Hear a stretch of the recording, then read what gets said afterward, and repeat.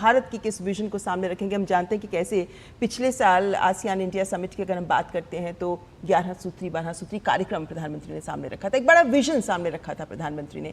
हमारे साथ विशेष मेहमान भी जुड़े हुए हैं, परिचय पुनः करवा देते हैं। हमारे साथ राहुल मिश्रा जी हमारे साथ में हैं, school of international studies JNU से ताल्लुक रखते हैं। इसके अलावा प्रोफेसर अशोक सज्जनहार जी जो कि पूर्व वरिष्ठ राजनयिक रहे हैं।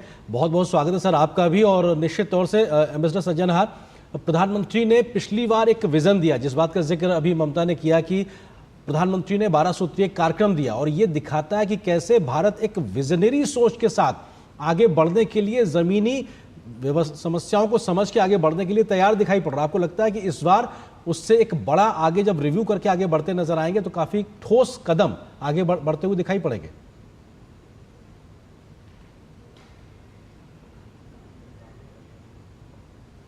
अशोक जी आपका म्यूट है, अनम्यूट कर ले। जी बहुत धन्यवाद। तो मैं पहले कह रहा था आपका रेंज जी, ममता जी बहुत शुक्रिया जो मुझे आमंत्रित करने के लिए यहाँ पर। और बहुत महत्वपूर्ण ये यात्रा है प्रधानमंत्री मोदी की। आपने, ममता जी ने जो कहा, रेंज जी आपने जो कहा, जो ये 12 सूत्री कार्यक्रम प्रधानमंत्री मोदी ने इसको लॉन्च किया था पिछले साल जब वो गए थे। मैं बस 2 शब्द इसमें अगर आप अरेंज मुझे इजाजत दें तो मैं ये कहना चाहूंगा, देखिए हमारे लिए क्या महत्व है ईस्ट एशिया, हमारी एक्ट ईस्ट एशिया का जो एक्ट ईस्ट का जो पॉलिसी है।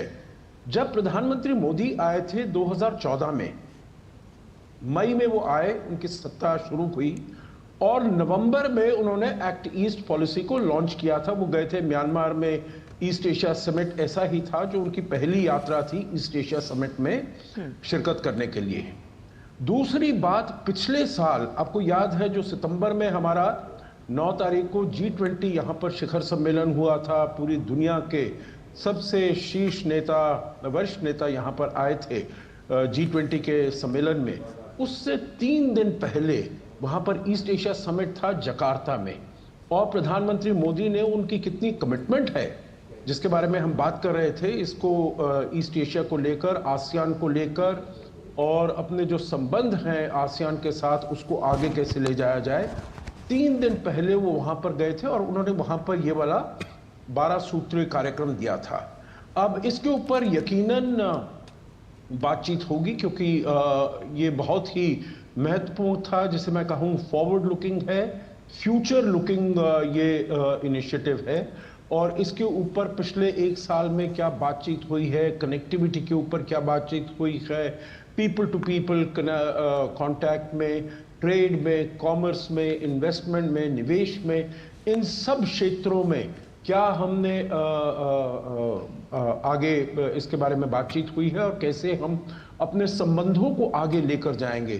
तो मैं समझता हूं जो ये दोनों जो शिखर सम्मेलन हो रहे हैं, एक इंडिया आसियान समिट और ईस्ट एशिया समिट, दोनों में हमें इसकी झलक देखने को मिलेगी, इसकी छाप देखने को मिलेगी जो प्रधानमंत्री मोदी ने पिछले साल कहा था, और उसको हम आगे कैसे लेकर जा रहे हैं। जी प्रोफेसर राहुल मिश्रा, जब हम बात करते हैं आसियान भारत की,